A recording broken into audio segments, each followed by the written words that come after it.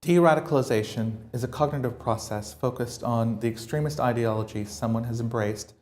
The process is aimed at sowing doubt so that the individual begins to question the extremist ideology, eventually leading to the disavowing of that ideology.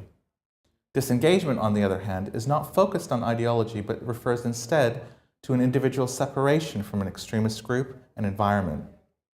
Disengagement also aims to reintegrate the individual back into society.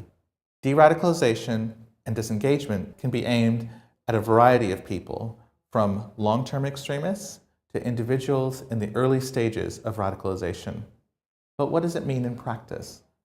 Identifying individuals at risk is challenging because the causes of radicalization vary from case to case.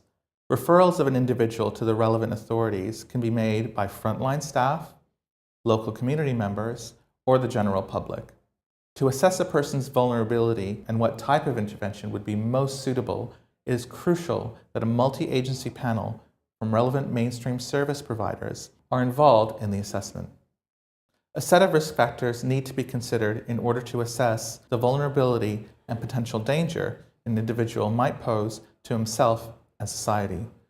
These can include emotional and psychological engagement, intent to cause harm, and the capacity to cause harm.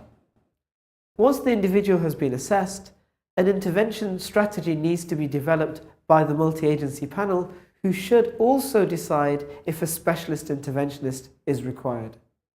The aim of the intervention process is to reduce the individual's vulnerabilities. These are vulnerabilities to violent radicalization or violent offences. Interventions should be voluntary, and therefore they require the informed consent of the individual involved.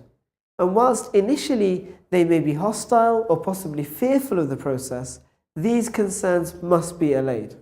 It is crucial that the referred individual understands that the interventionists are mainly concerned for their interests.